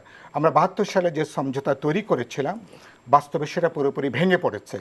তাহলে 2024 সালে 21শ শতাব্দীতে যখন আমাকে একটা বৈশ্বিক চ্যালেঞ্জের আমাকে মোকাবেলা করতে হবে, তখন আমি গণতান্ত্রিক, মানবিক, দায়বদ্ধ, জবাবদিহিমূলক আমি যে একটা রাষ্ট্র সরকার সংবিধান তৈরি করতে চাই, আমি প্রথম মনে করি এই সরকারের কাজ হচ্ছে, কথাটা খেয়াল করবেন, জি রাজনৈতিক দলগুলোর মধ্যে, গুরুত্বপূর্ণ স্টেক হোল্ডারদের মধ্যে এই অন্তর্বর্তীকালীন সরকার এই জরুরি প্রশ্নগুলো নিয়ে, গণতন্ত্রের রূপান্তরের প্রশ্ন নিয়ে যদি সংস্কার বলেন, একটা কনসেনসাস, একটা বোঝাপড়া, সমঝোতার জায়গাটা তৈরি করা। এখন তারা যদি মনে করেন যে পুরো এজেন্ডাটা বাস্তবায়ন করবার পরে তারপরে আমাদের কাজটা শেষ হবে, সেটা একটা অনন্তকাল, সেটা 2 বছর, 5 বছর, 10 বছর, 20 বছর। সুতরাং বাংলাদেশের যে রাজনীতি, যে সমাজ, এখানকার যে পলিটি, প্রতিটা ঘরে যেখানে মানুষ রাজনীতি করে, কোনো না কোনো মানুষ দল করে প্রত্যক্ষ বা পরোক্ষভাবে, তার মানে। এবং আমি আরেকটা কথা, আমার ছাত্র ভাই একজন এখানে অনলাইনে আছেন, যে অভ্যুত্থানটা তৈরি হয়েছে, এটা একটা 36 দিনে এর একটা পরিণতি পেয়েছে, কথাটা সত্য, কিন্তু 16 বছর ধরে একটা ফ্যাসিবাদী দুঃশাসনকে এদেশের মানুষ মোকাবেলা করে এসছে। সকল বিরোধী দল, এখানে বিএনপি, বিপ্লবী ওয়ার্কার্স পার্টি, গণতন্ত্র মঞ্চ, সকল বিরোধী দল, হাজার হাজার নেতাকর্মীরা জেলে গেছেন, জীবন দিয়েছে, প্রাণ গেছে, লক্ষ লক্ষ মামলা হয়েছে, 50 লক্ষের উপরে মামলা, অনেকে গুম হয়েছে, খুন হয়েছে, অনেকে এখনো পর্যন্ত দেশের বাইরে এখন। এবং তারপরে এবং গত 3টা নির্বাচনে মানুষ ভোট দিতে পারেনি, প্রচণ্ড হিউমিলিয়েশন হয়েছে মানুষের। ভোট ব্যবস্থা বলে বাংলাদেশে কিছু আছে, মানুষ এটা মনেই করে না, পুরো ভেঙে দেওয়া হয়েছে। তারপরে অর্থনৈতিক দুর্যোগ, যখন দেখে এর রাষ্ট্রীয় পর্যায়ে এরকম লুটপাট, চুরি, দুর্নীতি, অর্থ পাচার, তখন এই যে একটা পুঞ্জীভূত ক্ষোভ, এই ক্ষোভের জমিনে কোটার বন্ধুরা আন্দোলনটা শুরু করেছেন। তাহলে এই প্রেক্ষিতটা 36 দিনের না, এটা গত 16 বছরের যে লড়াইটা রাজনৈতিক দলগুলো, ছাত্র, তরুণ, যুবকরা, শ্রেণী পেশার মানুষ জানবাজি করে যারা লড়াইটা করেছে। আমার তরুণদের এই প্রেক্ষাপটটা খুবই গুরুত্ব সহকারে বিবেচনা করাটা অত্যন্ত জরুরি। দিন শেষে কাজটা হচ্ছে রাজনীতির কাজ, রাজনৈতিক দলগুলোর কাজ, এবং সুতরাং দেশে একটা, এবং যদি যেটা একটু আগে সৌরভ যেটা বললেন, জি দেশে, আমি আগের দুটো বাদ দিচ্ছি, এই 24 সালের 7ই জানুয়ারিও যদি একটা গ্রহণযোগ্য নির্বাচন করা যেত, যদি একটা পার্টিসিপেটরি নির্বাচন হতো, যেটাকে ডামি নির্বাচন বলা হয়, যদি সেটাও যদি করা না যেত, তাহলে এ ধরনের প্রেক্ষাপটটা তৈরি হতো না। খুব পুরো প্রেক্ষিতটা রাজনৈতিক। সেই জায়গা থেকে মনে করি এই সরকারের প্রধান কাজ হবে গুরুত্বপূর্ণ একটা গণতান্ত্রিক পরিবেশ তৈরি করা, গোটা নির্বাচনী ব্যবস্থার কিছুটা পরিবর্তন করে, গণতান্ত্রিক সংস্কার করে, সম্ভব স্বল্পতম সময়, সেটাকে 3 মাসে পারব। এই যে একটু আগে বললেন সরাব ভাই, সংবিধানে 3 মাস না পারলে আরও 3 মাস নেবার একটা সুযোগ বিধান আছে। সুতরাং চাইব আমরা সম্ভব স্বল্পতম সময় একটা বিশ্বাসযোগ্য, গ্রহণযোগ্য জাতীয় নির্বাচন, যেখানে জনগণের প্রতিনিধিরা যে কনসেনসাসটা আগামী কমাসে তৈরি হবে, সেই এজেন্ডাগুলোকে তারা বাস্তবায়ন করবে। আমার ছাত্র ভাইরা তারা সেখানে, আমার বা নাগরিকরা তারা পাহারায় থাকবেন, কথা বলবেন, প্রশ্ন তুলবেন, তারা যে রাজনীতিকটা যে কমিটমেন্ট, আমরা তিনজনের রূপরেখা আমরা কার্যকরী করতে পারিনি 90-এর পরে, আমি 90-এর পরে তো আমি তো এই আন্দোলনেরও তখন একজন সংগঠক। সুতরাং এবার যেন সেই স্বপ্ন যে এবার যে দুঃস্বপ্নে পরিণত না হয়, সুতরাং রাজনীতিকদের আস্থায় নিতে হবে, তাদেরকে বড় দায়িত্ব ভবিষ্যতে পালন করতে হবে। আপনি যে পয়েন্টগুলোই বলছিলেন যে এই নৈরাজ্য এবং নিরাপত্তাহীনতা, এটা আস্থা তৈরি করা, প্লাস অর্থনৈতিক চাকা সচল করা, এই অর্থনৈতিক চাকা সচল করার ক্ষেত্রেও আমি ধরে নিলাম যে যিনি দায়িত্ব নিচ্ছেন তিনি একজন নোবেল বিজয়ী, প্লাস তিনি অর্থনীতিবিদ, বিশ্বের বড় বড় রাষ্ট্রের সঙ্গে তার ভালো সম্পর্ক আছে, হয়তো আপাত জায়গা থেকে তিনি অর্থনীতির চাকা সচল করার জন্য অনেকের থেকেই হয়তো বলিষ্ঠ ভূমিকা রাখতে পারবেন।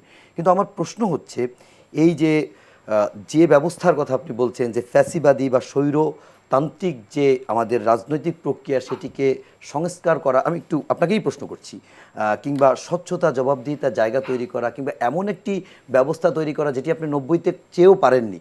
আমার প্রশ্ন হচ্ছে, এই মানে যে সরকার, অন্তর্বর্তীকালীন সরকার, তারা তো নির্বাচিত সরকারও না, তারা কি এগুলো সব করতে পারবে বা কতটুকু পারবে? না, এটা প্রথমত এটা তাদের ম্যান্ডেট নয়।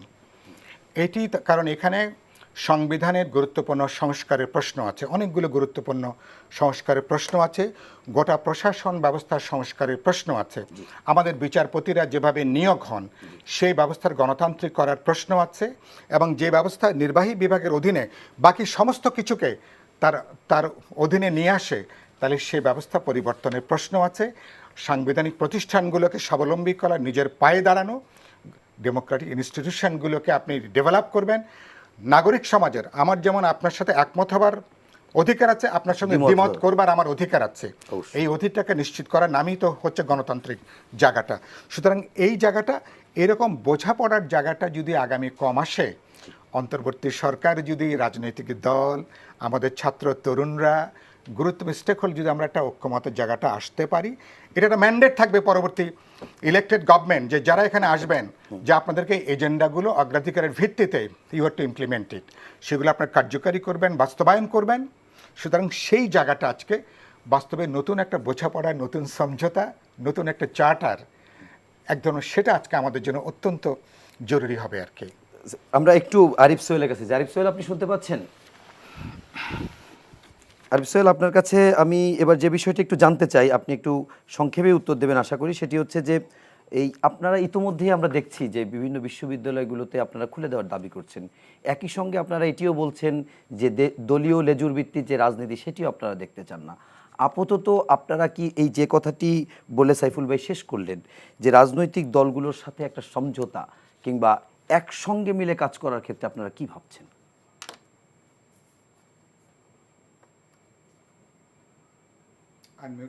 আনমিউট করে নেবেন, আনমিউট করে নেবেন। আচ্ছা, জি জি, শুনতে পাচ্ছেন? জি শুনতে পাচ্ছি, আপনি বলুন। যে আলোচনা হয়েছে, শ্রদ্ধেয় রাজনীতিবিদ যারা এখানে উপস্থিত আছে, তাদের আলোচনায় বেশ কিছু পজিটিভ জিনিস কিন্তু আমরা দেখব। তারা প্রথমত বললেন যে আসলে সংস্কারটা লাগবে, এটা তারা রাজনৈতিক দলের জায়গা থেকে একসেপ্ট করলেন, যেটা ছাত্র জনতা আমরা বলে আসছি। এবং তারপর তারা এই কথাও আমরা দেখলাম যে তারা বলছেন যে এমপি মন্ত্রী হওয়াটা বড় কথা, এটা খুবই পজিটিভ একটা দিক। জি অন্তর্বর্তীকালীন সরকার, যেহেতু ছাত্রদের একটা বড় অংশগ্রহণ ছিল, যেহেতু ছাত্রদের একটা বড় অংশগ্রহণ ছিল অভ্যুত্থানে, এবং ছাত্রদের জায়গাটা হচ্ছে ক্যাম্পাস, জি। তাই তাদেরকে আসলে বর্তমানে দেশে যদি অবদান রাখতে হয় এবং রাজনৈতিক পুনর্গঠনে যদি আসলে তাদের নিজেদের অবদানটা রাখতে হয়, তাহলে ক্যাম্পাসগুলোকে সচল করতে হবে। তাহলেই ছাত্ররা নিজেরা জড়ো হতে পারবেন, তাদের নিজেদের ভেতরের গণতান্ত্রিক চর্চাটা তারা করতে পারবেন, এবং ছাত্রদের যে রিপ্রেজেন্টেশন সেটা আসলে আমরা করতে পারবো। ছাত্ররা যদি ক্যাম্পাসগুলোতে সচল না হয়, ক্যাম্পাসগুলো যদি সচল না হয়, ছাত্ররা যদি সেখানে না আসেন, সেখানে আসলে যদি শিক্ষা কার্যক্রম শুরু না হয়, তাহলে এই প্রক্রিয়াটি আসলে করা যাচ্ছে না। তাই আমরা ক্যাম্পাস খুলে দিতে বলছি। এবং পরবর্তী যে জিনিসটি আমরা বলছি, দলীয় ছাত্র রাজনীতি এখন আসলে না করাটা, সেটা আসলে পুরনো রাজনৈতিক বন্দোবস্ত, যেটা আমরা ইতিমধ্যে দেখলাম যে আলোচনায় এসেছে, পুরনো রাজনৈতিক বন্দোবস্তকে সরিয়ে দিয়ে নতুন রাজনৈতিকতা নিয়ে আসে। এটার মধ্যে কিন্তু একটা ট্রানজিশন পিরিয়ড থাকবে, অর্থাৎ সম্পূর্ণ পুরনো কিছু জিনিসকে আমরা একদম ফেলে দিয়ে নতুন কিছু জিনিস নেব, মাঝখানে একটা ট্রানজিশন পিরিয়ড। এই ট্রানজিশন পিরিয়ডে আসলে দলীয় ছাত্র রাজনীতি বা পুরনো যে ব্যবস্থা, যেটা ছাড়া এখন আসলে নতুন কি হতে পারে আমরা এখন পর্যন্ত নির্ধারণ করতে পারিনি, তার আগ পর্যন্ত এই ট্রানজিশন পিরিয়ডটা আমাদের লাগে। আরিফ সোহেল, আপনাকে একটি এবং প্রশ্ন এখানে- করতে চাচ্ছেন, আপনাকে একটু থামাচ্ছি, আপনাকে একটু প্রশ্ন করতে চাচ্ছেন সাইফুল হক ভাই। আমি একটু যেটা আরিফকে যেটা একটু বলতে চাই, যে আমাদের যে, আমি আগের কথা বাদ দিচ্ছি, 52 সাল থেকে এই পর্যন্ত আমাদের বিশ্ববিদ্যালয় শিক্ষা প্রতিষ্ঠানগুলো হলো মুক্ত চিন্তা, প্রশ্ন করা এবং সেখানে রাজনীতি, সংস্কৃতি এর একটা জড়াজড়ি করে থাকা। এবং বিশ্ববিদ্যালয়গুলো হচ্ছে আমাদের সেখানে যে কোনো রাজনৈতিক মতাদর্শ, যে কোনো রাজনৈতিক চিন্তা, বুদ্ধিবৃত্তিক চিন্তা, তার কিন্তু বড় সূতিকাগার হচ্ছে কিন্তু বিশ্ববিদ্যালয়গুলো। ছাত্র তরুণদেরকে আমরা বলতাম এনলাইটেন ইন্টেলিজেন্সিয়া, যারা একটু আগামীতে যারা দেখতে পারবে। তো সেখানে আপনি যদি মনে করেন যে রাজনীতির চর্চার জায়গাটা হবে না, ধরুন আরিফ সোহেল একটা রাজনীতি করবেন যিনি ট্র্যাডিশনাল দলের সাথে যুক্ত না, আরেকজন আপনার বন্ধু যিনি কোনো না কোনো রাজনৈতিক দলের সমর্থক, তাহলে তিনি তার রাজনৈতিক পরিচয় তিনি রাজনীতি করতে পারবেন না।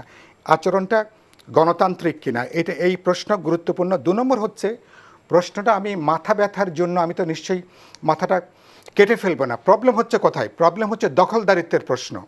যারা সরকারে থাকেন চর দখলের মতন করে হলগুলো তারা দখল করে ফেলেন, বিশ্ববিদ্যালয় কলেজগুলোকে তারা দখল করে ফেলেন, মেধার ভিত্তিতে কোনো সিট এটা হয় না, অনেক সময় ভর্তিটা পর্যন্ত সেখানে প্রশ্নবিদ্ধ হয়। তাহলে প্রশ্নগুলো এইখানে বিশ্ববিদ্যালয়ের ভিসি নিয়োগ থেকে শুরু করে সমস্ত পর্যায় জুড়ে যে দলীয়করণ, দলবাজি, তাহলে প্রশ্নগুলো হচ্ছে এই ক্ষেত্রে এসে, তাহলে সেই ব্যবস্থার পরিবর্তনের প্রশ্নটা হচ্ছে গুরুত্বপূর্ণ। একটা গণতান্ত্রিক নিরাপদ শিক্ষাঙ্গন তৈরি করা, যেখানে আপনি অন্যের সাথে আপনি মতাদর্শিক বিতর্ক করবেন, রাজনৈতিক বিতর্ক করবেন, সাংস্কৃতিক প্রতিযোগিতা করবেন, জায়গাটা হচ্ছে এইখানে। কিন্তু যদি বলে যান যে দলীয় রাজনীতির নিষিদ্ধ করা, আপনারা কিন্তু অচিরেই আপনারা কিন্তু প্রশ্নবিদ্ধ হতে যাবেন।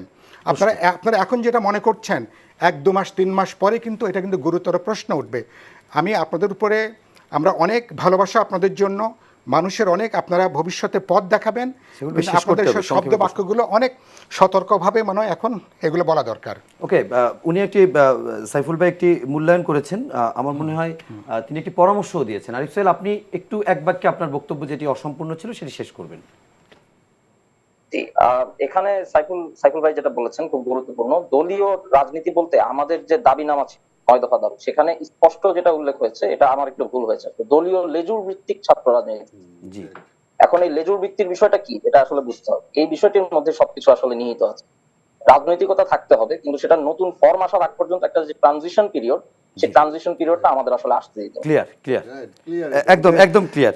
এটাই আমি বলতে চাচ্ছি, এটা খুবই গুরুত্বপূর্ণ একটি কথা বলেছেন। আমরা যে মুক্তিযুদ্ধের কথা বললাম, তাই না, সেই সময় যদি আজকে সেই ছাত্র রাজনীতি না থাকতো, তাহলে তো স্বাধীনতার পতাকাই উঠতো না ঢাকা বিশ্ববিদ্যালয়ে। কাজে এটা হলো মূল কথাটা সাইফুল যেটা বললো, যে আমরা লেজুর ভিত্তিক কোনো সংগঠন, এবং আগেও কিন্তু তাই ছিল, কনস্টিটিউশনে কিন্তু তাই আছে, যে কোনো মানে অর্থাৎ অঙ্গ সংগঠন হবে না, অঙ্গ সংগঠন হবে না, সহযোগী সংগঠন হতে পারে, অঙ্গ সংগঠন না, অর্থাৎ তার স্বাধীনতা থাকবে, তার নিজস্ব মতামত, তা না হলে তো হবে না। এই পয়েন্টে ঠিক আছে, মানে অর্থাৎ কোন দলের কিন্তু রাজনীতি থাকবে, মানে কোন দলের নেতা বলবেন না, নাই। সালাম ভাই, কোন দলের নেতা বলবেন না যে আমার দলের ছাত্র সংগঠনই এটা যথেষ্ট, এটাকে মানে আমরা যেটা যে মানে এরাই লাঠিয়াল হিসেবে ব্যবহার যেটা মানে করে, এরকম লাঠিয়াল তাই না, হিসেবে যে কেউ ব্যবহার ছাত্রলীগকে করবে দিয়ে না। তারা যেভাবে That should be ensured. লাঠিয়াল হিসেবে ব্যবহার করছে, অথবা এখানে অন্য কোনো রাজনৈতিক দল যেতে পারবে না। সেই এবং আমি তো বলবো যে আজকে তারা কি দেখে না যে সেই সময় বিএনপি ছাত্র দলকে ঢুকতেই দেয়নি, বা তাদের পুরনো যে ভাই নূরকে কিভাবে অপদস্থ করা হয়েছে, কতবার মারা হয়েছে, এই কথাগুলো বলতে যেই তো যে সেটাকে কিভাবে, হ্যাঁ এটার ব্যাপারে একমত যে সেটা যাতে না হয়, কাজে ছাত্র রাজনীতিটাকে স্বাধীনভাবে যাতে তারা করতে পারে, এবং কোনোভাবেই যাতে জাতীয় রাজনীতির উপরে দলের লেজুর ভিত্তিক হয়ে তারা লাঠিয়াল হিসেবে ব্যবহার হতে না পারে, সেটা অবশ্যই চিন্তা করতে হবে। আচ্ছা, আমরা একদম শেষে সৌরভ ভাই আপনার কথা দিয়ে শেষ করব। আপনার কাছে একটু জানতে চাই, এই প্রসঙ্গে আপনি বলেন, সঙ্গে আমার একটু জুড়ে দেওয়া, যে আপনি এই যে আমরা ইতিবাচক আলোচনাগুলো করলাম, আপনি স্বপ্ন দেখেন কিনা যেটা বাস্তবায়নযোগ্য? প্রথমত হচ্ছে যে সাইফুল ভাই যে কথা বললেন, সাইফুল ভাইয়ের কথা প্রসঙ্গে বলতে হয় যে এটি দীর্ঘ 16 বছরের আন্দোলনের ধারাবাহিকতা, এ কথা ঠিক, কিন্তু যেভাবে রাজনৈতিক দলগুলো আন্দোলন করে আসছে, তারা জনগণকে সেভাবে সম্পৃক্ত করতে পারেনি বলেই কিন্তু আন্দোলনটা কী বলে গণ অভ্যুত্থানের রূপ নেয়নি। কিন্তু শিক্ষার্থীরা কিন্তু এটা পেরেছে, এটা হচ্ছে প্রথম। সালাম ভাই যে কথাটি বললেন যে তারা বিশ্ববিদ্যালয় বা শিক্ষাঙ্গনে লেজুর ভিত্তিক রাজনীতি চান না, দখলদারি রাজনীতি চান না, সুষ্ঠু নির্বাচন চান, কিন্তু তারাও ক্ষমতায় ছিলেন, তারা ক্ষমতায় থাকতেও বিশ্ববিদ্যালয়ের ছাত্র সংসদের নির্বাচন হলো না। আগামীতে তারা ক্ষমতায় আসার পর যে হবে তার নিশ্চয়তা কি? জি সালাম ভাই, আপনি এক বাক্য। না, এটা তো এটার জন্য অর্থাৎ আমি যেটা বলছি যে আইনের শাসন, জি, অর্থাৎ আমি আইনটা মানি, ক্ষমতা গেলে তো আইন মানতেছে না, যেটা বলে সংবিধানই মানে না, অর্থাৎ ওইটা যেতে হলে সংবিধান যদি ভঙ্গ করে, আজকে যদি আমি এটা তো আগেও বলছি যে যদি আপনি সেনাবাহিনীকে বলতে পারেন যে তুমি যদি আইন তুমি ভঙ্গ করো তাহলে তোমার লাইফ ডেথ পানিশমেন্ট, তাহলে কেন মানে যদি একটা রাজনৈতিক দল একটা প্রধানমন্ত্রী যদি সেটা ভঙ্গ করে, তার বেলায় সেটা হবে না কেন? সেই আইনের শাসনটা করেন, তাইলেই সমাধান হয়ে যাবে। এইখানে আরেকটা যেটা সৌরভ ভাইকে আমি বলতে চাই, যে প্রবলেমগুলো কোত্থেকে আসছে, যে দেখেন 15 বছর আমরা আন্দোলন করছি, বড় বড় আন্দোলন, বড় বড় সমাবেশ, বড় বড় মিছিল, আজকে জনগণ থেকে এই সরকারকে বিচ্ছিন্ন করে দিছি, কিন্তু তারপরে বলে যে আন্দোলন করতে পারে না। এই জন্য আমি আন্দোলনের ব্যাখ্যাটা চাইছি ওনাদের কাছে এর আগেও। আন্দোলন মানে কি গাড়ি ভাঙা? আন্দোলন মানে কি গাড়ি ভাঙা? আন্দোলন মানে কি অন্য কিছু করা? কাজে আন্দোলন কোনটা? এরা কি গাড়ি ভাঙছে? ছাত্ররা যে আন্দোলন করলো তারা গাড়ি ভাঙে না, গাড়ি ভাঙা ছাড়াই তো আমাদের উপরে মামলা হয়েছে গাড়ি ভাঙা। না, সেটা বলতে পারেন যে দমন পীড়নের জন্য, সেটা না, ওই যে বললাম যে যেহেতু তারা আইন ভঙ্গ করছে, তারা মানে স্বেচ্ছাচারিতা করছে। আপনারা যেটা আপনি প্রথম আলোতে লিখছেন যে কারওয়ান বাজারে গতকালকে কোনো বোমাবাজ এখানে ককটেল ফুটে নাই, অথচ সেখানে ওই ককটেলের মামলা হয়েছে। আপনি প্রথম আলোতে লিখছেন, যেই লেখক অবশ্যই, অবশ্যই। প্রথম আলোতে নিউজ হয়েছে, কিন্তু সেটা যে মিথ্যা গায়েবী মামলাটা- মামলা, গায়েবী মামলা। মিথ্যা, হ্যাঁ, গায়েবী না, মামলা। কিন্তু তারপরেও- সেই মামলাটা যে হয়েছে এটার ব্যাপারে কি কোনো প্রটেস্ট হয়েছে, বা এই পর্যন্ত সেটা কোনো না, ব্যবস্থা হয়েছে? কিন্তু শিক্ষার্থীদের না, এটা একটু ভাবতে না, না, হবে এই যে জন্য কেন আপনি এই যে কেন কেন আন্দোলনের কথা যদি মানে বলেন, কেন আপনি এখানে যদি গণবিক্ষোভ শোনেন- হলো? না না, ওইটা এটা বুঝে রাজনৈতিক নাই বলেই দলগুলো তো- পারলো না। বুঝে নাই নিশ্চয়ই বলে- কোনো ব্যর্থতা না আছে। না, বুঝে নাই বলে তো আজকে অবস্থাটা হয়েছে। আসলে সাইফুল ভাই আপনি তাই না? এক বাক্যে একটু শেষ করে দেন। আন্দোলনের ব্যাখ্যাটা ব্যর্থতাটা নিয়ে আমরা আলোচনা করব কিনা? আন্দোলন করছি না আমরা, গণতান্ত্রিক ভাবে যতটুকু আন্দোলন করার না না প্লিজ ততটুকু আচ্ছা, করছি। সবারটা মিলেই হয়তো আজকের রেজাল্ট আমি না, ধরে না, নিলাম। না, না। আপনার কাছে একটু শেষ করবেন এক বাক্যে, একদম সময় শেষ। আমার এক বাক্যে হচ্ছে যেখানে এই যে দীর্ঘ 16 বছরের যে রাজনৈতিক প্রেক্ষিত, সেটা যেমন একটা গুরুত্বপূর্ণ কাজ করেছে, ফ্যাসিস্টের বিরুদ্ধে- পরবর্তীকালে মানুষের এই যে 16 বছরের যে পুঞ্জীভূত ক্ষোভ বা তার আগেরও পুঞ্জীভূত ক্ষোভ, এর মধ্যে কোনো একটা ঘটনা একটা স্পার্ক করেছে এই যে বৈষম্য বিরোধী ছাত্র আন্দোলনে, যে কারণে এর এটি সফল সম্মিলিত হয়েছে। যোগফল অনেক হচ্ছে অনেক অনেক মানুষের পুঞ্জীভূত ক্ষোভের বহিঃপ্রকাশ হয়েছে। মানুষ সর্বোচ্চ ঝুঁকে নিয়েছে, বাজি ধরেছে। মানুষ যে তরুণরা জীবন দিতে প্রস্তুত থাকে বা মানুষ প্রস্তুত থাকে, তখন পৃথিবীর কোনো শক্তি তাদেরকে আর অবদমন করতে পারে না। ধন্যবাদ এবার তাই সাইফুল হয়েছে। হক, ধন্যবাদ সোহরাব হাসান, আব্দুল সালাম এবং জুম প্ল্যাটফর্মে আমাদের সাথে যুক্ত ছিল আরিফ সোহেল। আপনাদের সবাইকে ধন্যবাদ জানাচ্ছি আমাদের সঙ্গে এতক্ষণ আলোচনায় যুক্ত থাকার জন্য। এবং আমরাও প্রত্যাশা করি এমন একটি বাংলাদেশ হবে, যে বাংলাদেশ বৈষম্য বিরোধী হবে, যে বাংলাদেশ টেকসই গণতন্ত্র হবে, যেখানে আইনের শাসন প্রতিষ্ঠিত হবে, এবং এমন একটি নতুন বাংলাদেশ হবে যেখানে চলমান সহিংসতা কিংবা সংঘাত থাকবে না, কিংবা ক্ষমতার পালাবদনে রাজনৈতিক প্রতিহিংসা চরিতার্থও হবে না, বরং নতুন দিনের নতুন বাংলাদেশের প্রত্যাশা জানিয়ে আজকের মতো এখানেই শেষ করছি। সবাই ভালো থাকবেন, সুস্থ থাকবেন, নিরাপদে থাকবেন। শুভরাত্রি।